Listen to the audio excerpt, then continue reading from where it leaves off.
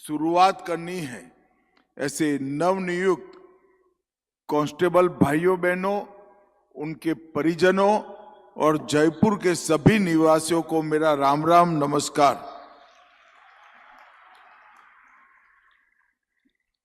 आज का दिन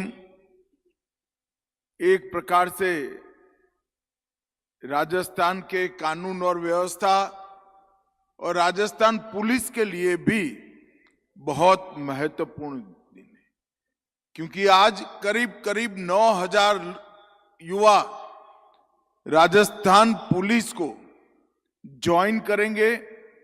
यहां से अपनी प्रशिक्षण का, ट्रेनिंग का प्रारंभ करेंगे और राजस्थान की सेवा के लिए, राजस्थान की जनता की सुरक्षा के लिए और सुरक्षित राजस्थान के संकल्प को चरितार्थ करने के लिए बाकी का समय वो यही काम में बिताएंगे। एक और तो हमारे हजारों नौजवानों को आज एक प्रकार से वर्दी मिली है।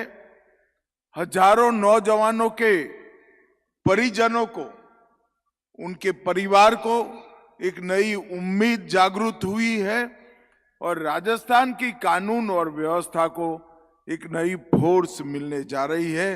तीनों रूप से ये कार्यक्रम बहुत महत्वपूर्ण और पवित्र कार्यक्रम है। आज यहाँ पर एक मल्टीपर्पज इंडोर हॉल का वर्चुअल उद्घाटन भी हुआ। राजस्थान के सर्वश्रेष्ठ थाने का प्रोत्साहन चूरू जिले के रतन नगर पुलिस स्टेशन को सम्मानित भी किया गया। मित्रों, आज मैं जब आपके सामने आया हूं, लगभग 9,000 नवनियुक्त कांस्टेबल को नियुक्ति पत्र दिए हैं, जिसमें 2500 से ज्यादा महिला आरक्षक है। एक बार बच्चियों के लिए जोर से ताली बजाइए जरा। और 5500 से ज्यादा युवा भी यहां पर आज नियुक्ति प्राप्त कर रहे हैं। भजनलाल जी के नेतृत्व में यहां पर भारतीय जनता पार्टी की सरकार चल रही है।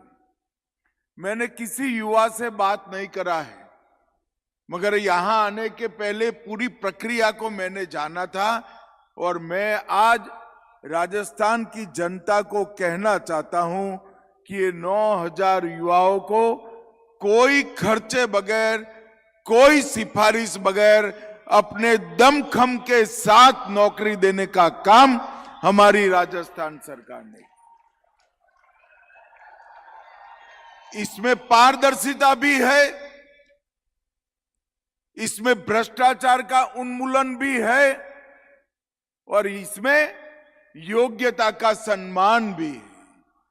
कोई भी राज्य, कोई भी प्रदेश तभी आगे आ सकता है जब जिसमें मेरिट्स है, ऐसे युवाओं को वो आगे बढ़ाए। कोई भी प्रदेश तभी आगे आ सकता है कि राज्य के सेवकों की भर्ती पारदर्शी तरीके से हो, उसमें कोई भ्रष्टाचार न हो। और भजनलाल जी ने, कांग्रेस सरकार ने शुरू किया हुआ पेपर लीक का सिलसिला भी समाप्त कर राजस्थान को इससे निजात दिलाने का काम। और ये पूरी प्रक्रिया पारदर्शी तरीके से, टेक्नोलॉजी के आधार पर और निष्पक्ष तरीके से पूरी की गई।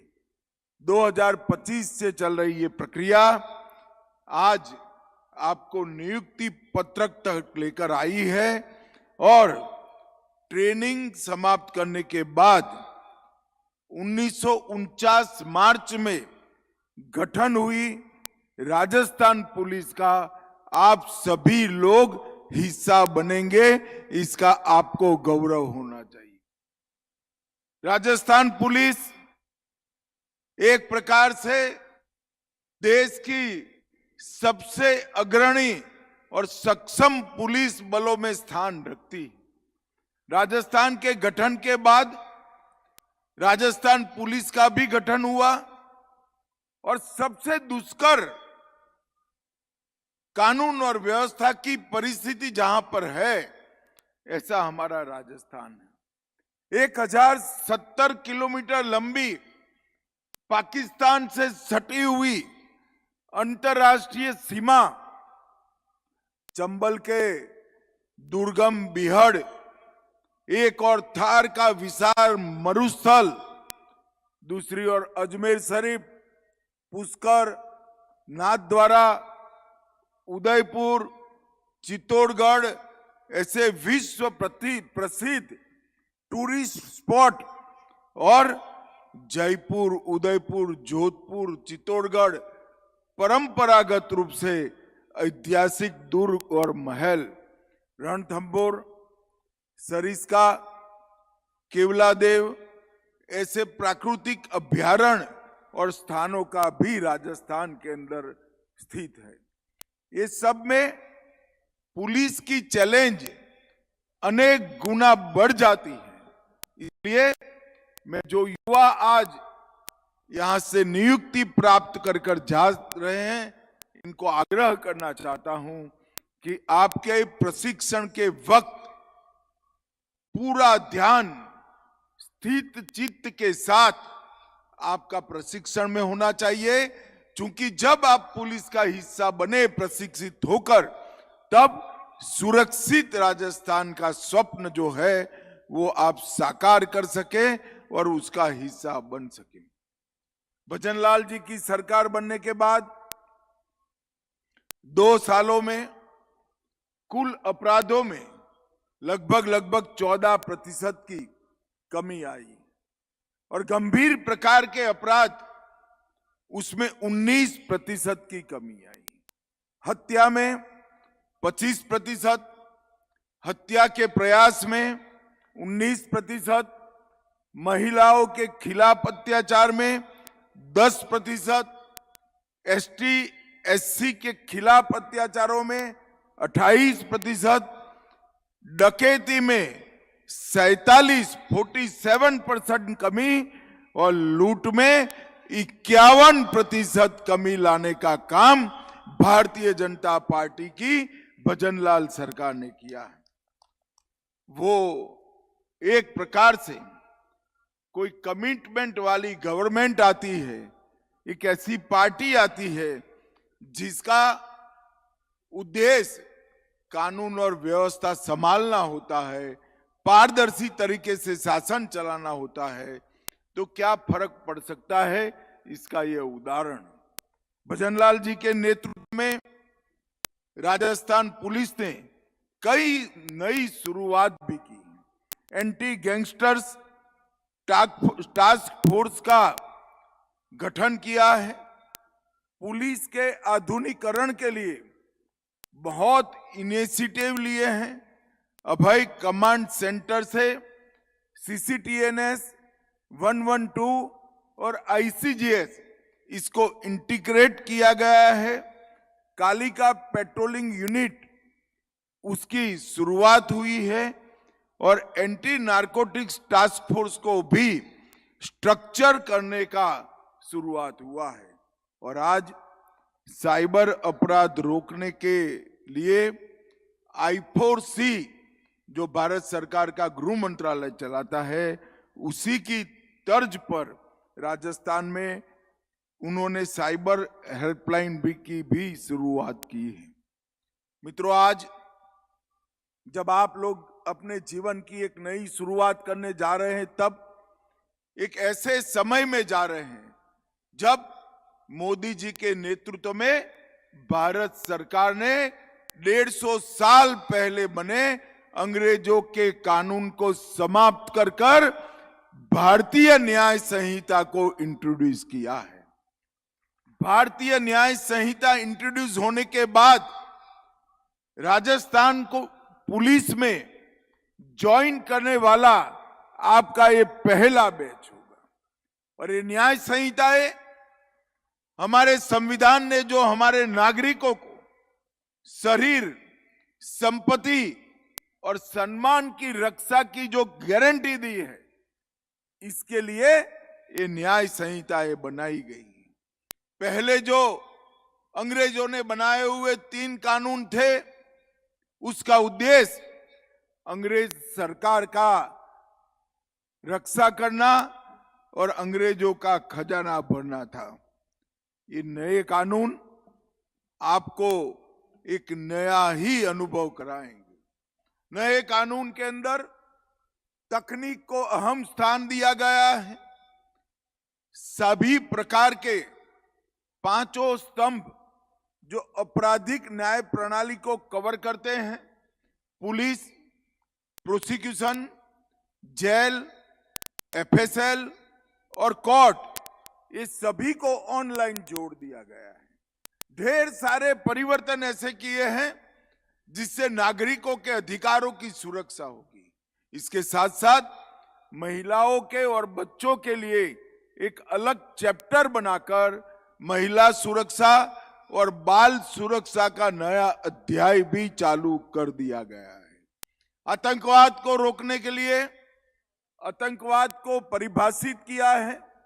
संगठित अपराध की भी एक नई व्याख्या की है और 7 साल और उसके अधिक सजा वाली दफाओं के लिए एफएसएल को कंपलसरी किया है।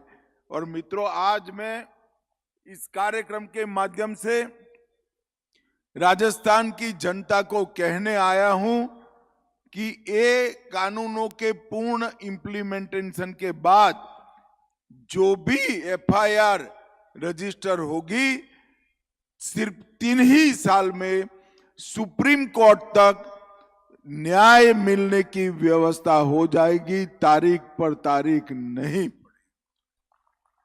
और अभी तो कुछ ही समय हुआ है, पूरा इंप्लीमेंटेशन भी नहीं हुआ है, मगर राजस्थान पुलिस का सजा कराने का दर जो 41% था, उससे बढ़कर 60% पहुंचा है। और मुझे विश्वास है कि 85% तक पहुंचने में कोई आपत्ति नहीं आएगी। 85% गुनहगार जेल की सलाखों के पीछे होंगे। मित्रों, कानून और व्यवस्था अच्छी हो तो ही कोई राज्य विकास कर सकता है। भजनलाल सरकार ने पेपर लीक को बंद किया, कानून और व्यवस्था को मजबूत करने का काम किया और मोदी जी के नेतृत्व में राजस्थान को पूरे देश में अग्रणी निवेश का, इन्वेस्टमेंट का स्थान बनाने का काम भी हमारी भजनलाल सरकार ने किया है। आज पूरे देश में से निवेशक राजस्थान की ओर आने की स्पर्धा लगाकर बैठे हैं। यही बताता है कि आने वाले दिनों में राजस्थान का भविष्य बहुत उज्जवल है और वो उज्जवल भविष्य करने के लिए आप लोगों ने भी आपके जीवन के सुवर्ण काल को समर्पित करना है। ट्रेनिंग समाप्त होने के बाद जब आपकी तैनाती की जाएगी, मुझे विश्वास है आपके नए खून, नए उत्साह, नए जोम के साथ राजस्थान पुलिस और युवा भी होगी और राजस्थान पुलिस और शक्तिशाली भी होगी। मित्रों, फिर से एक बार आज जिन युवाओं को नियुक्ति पत्र दिए गए हैं, वो सभी भाइयों बहनों को उनके आगे के जीवन के लिए मैं अनंत अनंत शुभकामनाएं देना चाहता हूं और उनके परिजनों को भी बधाई देना चाहता हूं कि आपके परिवार से एक बेटा या बेटी राजस्थान को सुरक्षित करने के लिए लगा है। वो हम सब के लिए तो गौरव की बात है ही, मगर आप लोगों के लिए भी बहुत गौरव की बात है। फिर से एक बार सभी को बहुत बहुत बधाई। वंदे मातरम। धन्यवाद, आभार माननीय। आपने सिर्फ नियुक्ति पत्र ही प्रदान नहीं किए हैं, आपने इन्हें विकास की उड़ान का प्लेटफॉर्म प्रदान किया है और वो विकास, विकसित भारत का विकास, विकसित राजस्थान का विकास। बहुत बहुत आभार माननीय। और आज के इस आयोजन, आज का ये आयोजन नवनियुक्ति आरक्षक समारोह 2026 का ये आयोजन। इस आयोजन की स्मृतियां बहुत लंबे समय तक आपकी स्मृतियों में रहे, हम आपको स्मृति चिन्ह भेंट करना चाहते हैं। माननीय मुख्यमंत्री जी से आग्रह, ये स्मृति चिन्ह, ये सुंदर स्मृति चिन्ह माननीय केंद्रीय गृह और सहकारिता मंत्री अमित शाह जी को भेंट करें। हम आपको बता दें, हस्त निर्मित कलाकृति विश्वविख्यात मकराना संगमरमर से तैयार ये स्मृति चिन्ह जयपुर के कुशल कारीगर ने इसे मीनाकारी के सुंदर प्रयोग से तैयार किया है। राजस्थान की शिल्प परंपरा को समृद्ध विरासत और अद्वितीय कला के कौशल का जीवंत प्रतीक। और ये एक और सुंदर स्मृति चिन्ह, ये कलाकृति चंदन की प्रीमियम कास्ट से निर्मित ये कलाकृति, बाल कृष्ण की ये मूर्ति, माननीय मुख्यमंत्री जी की ओर से ये भेंट माननीय मुख्यमंत्री जी के आराध्य कृष्ण की ये मूर्ति 15 इंच की ये मूर्ति जिसे कलाकार रोहित जांगिड़ ने तैयार किया है। अब हमारा निवेदन माननीय मुख्य सचिव राजस्थान श्री वी श्रीनिवास आपसे कि वे श्रीमान धन्यवाद ज्ञापन व आभार प्रस्तुति हेतु पधारें। माननीय मुख्य सचिव महोदय।